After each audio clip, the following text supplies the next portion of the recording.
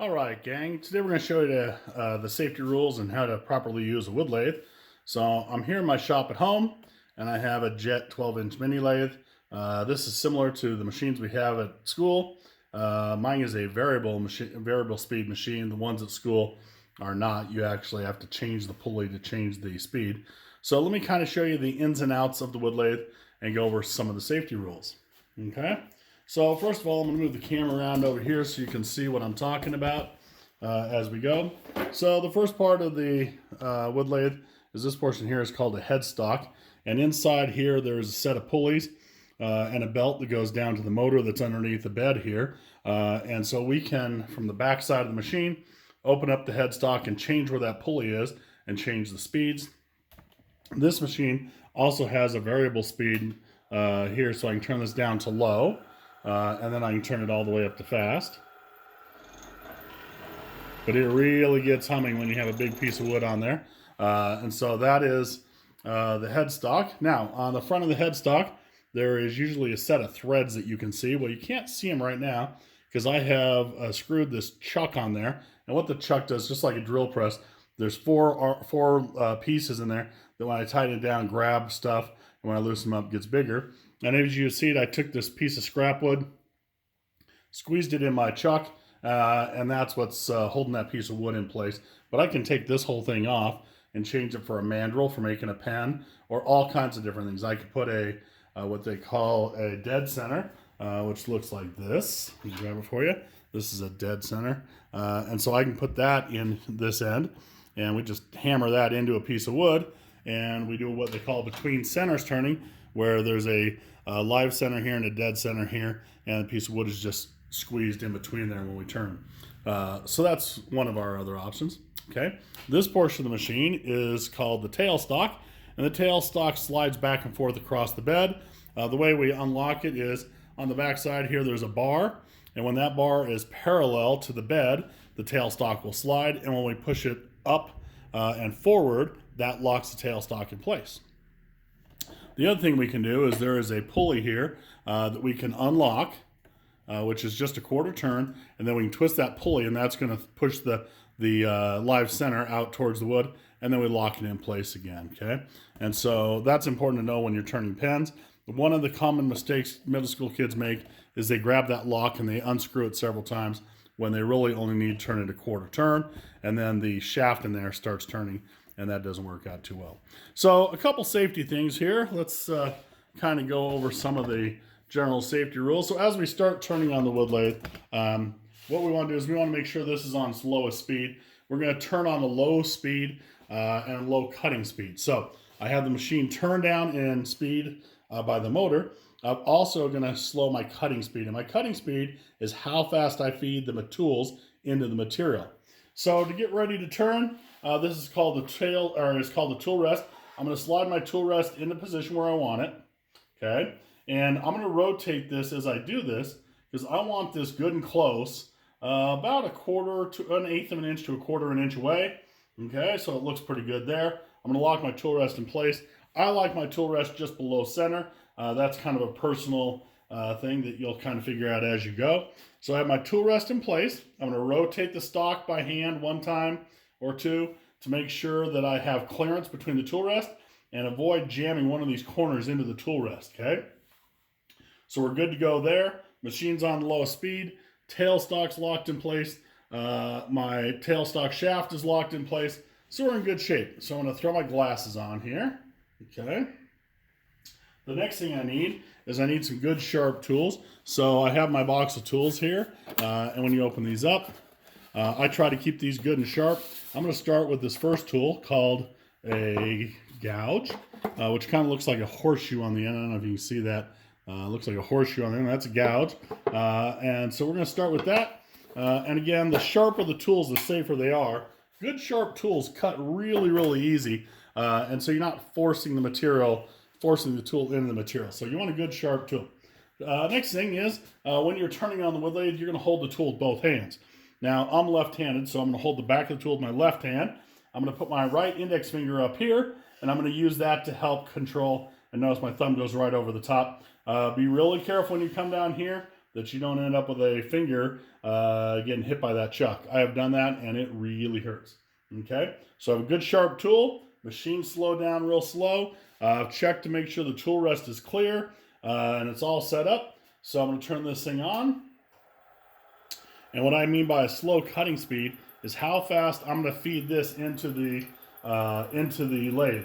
So what I'm going to do is I'm going to come in here and I'm just barely catching those 4 edges right now. So all it's doing is knocking the 4 edges off, okay? And it makes a lot of sawdust.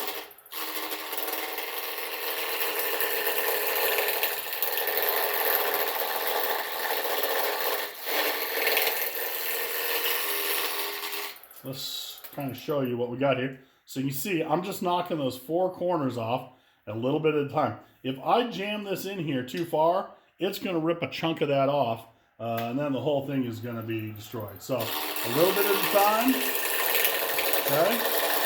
I'm just going to take a tiny bit, and I'm using my fingers on the tool rest as kind of a gauge of how far I'm pushing in. And it seems to work pretty well. I'm going to leave about the bottom 3/4 of an inch. We don't need that much of the wood. We'll end up getting rid of it later. Okay? And so I always tell kids, start off with this flat, but as you get more comfortable, we're going to rise up onto the bevel there. And again, so we're taking this big square block of wood, and we're just real slowly cutting the corners off. Okay? And we're going to cut those off until our block is round. I always like to get, with beginners, I like to get the wood round first, so you know how much material you have to work with. And it also makes it much easier to turn. Okay? So we're going to come in here. And again, I'm just taking a little bit off at a time. And yeah, you're going to end up with sawdust all over yourself, and that's okay. That's part of the fun.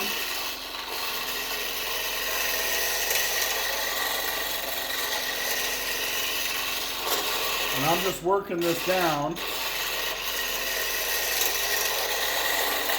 to the point of it being totally round. Okay?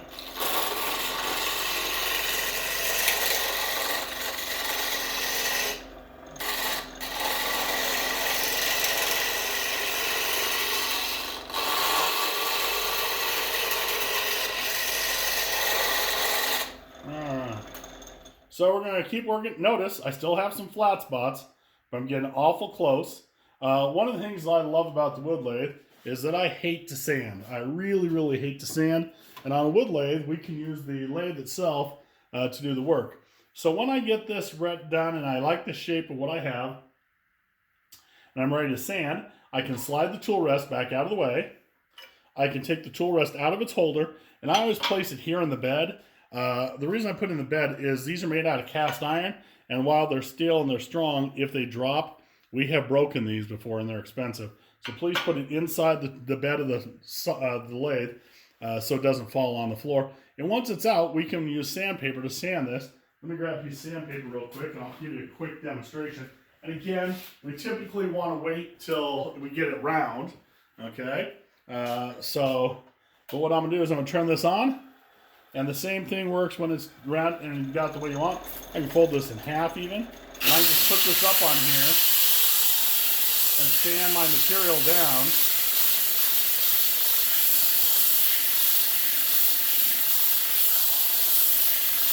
Now I have a little vacuum port here that I typically open and have a little bit of a U-shaped piece that comes on. But with the video, I can't use that, have it running. You won't be able to hear anything over the dust collector. But whenever you're ready to start sanding, you let the machine do most of the work, and you can see what a difference this is making. This is just an old piece of a pallet that I had. It's nothing spectacular, but you just put the sandpaper on there and let it sand. Same thing is true when you want to put some finish on there. So let's say I was making a pen. When we make the pens, we use a product called a friction polish, which is a mixture of rubbing alcohol and wax. And so what we do is put a little bit of that on a rag, hold the rag up against here, and the friction from the the wood turning past the rag, and you holding the rag in the same place gets hot, and the wax melts, the rubbing alcohol evaporates, and that wax will pour into the grain of the wood and seal it all up. So whenever we're sanding and putting finish on, we want to make sure we take the tool rest off. You don't want to be trying to do this with your hands between the tool rest and the material. That would be unsafe to have your hands that close with this in there. So we always take the tool rest off whenever we're sanding or finishing. Let me make sure we've covered everything here. So we talked about the fact there should be between 1/8 and 1/4 inch of space between the material and the stock, or between the stock and the tool rest. So we want between 1/4 and 1/8 when we start turning. We talked about holding onto the tool with both hands firmly. We talked about starting at a low cutting speed and working our way up. So when I say cutting speed, I'm talking about how fast you're going to force the tool into the material. We also want the machine to start on low speed and work our way up. Don't reach out and touch this while it's turning. That is a bad idea. It's a good way to get a really huge splinter in your hand. We talked about the sharp tools are safer than dull ones. Let's see here. If we need to adjust the speed of the machine and move those pulleys around, that's done by the teacher only. I don't want you guys doing that. I've gotten pretty good at it, and it's pretty quick. We talked about rotating the material 1 revolution to make sure that you have clearance and to avoid smacking one of those corners onto the tool rest. Let's see here. Talked about removing the tool rest when sanding and finishing. And last but not least, when you're done and it's cleanup time, turn off the machine, wait for it to come to a complete stop, clean all the sawdust off. And again, the best thing to do is push it onto the floor and let the brooms get it. Don't play with the sawdust. That's always a bad idea. Return the chuck, the tools, and everything back to where you got them, so the machine is ready to be set up by the next person that needs to use it. Okay. A couple things about a wood lathe. Hair is really a problem with these. So if you have long hair, make sure we have some way of pulling it back, some rubber bands or some scrunchies or something, because you do not want your hair to get caught in that. Same thing with jewelry, long sleeve shirts, hoodies. Whenever I turn on a wood lathe, we always wear short sleeve shirts. We don't want to take any chances, okay?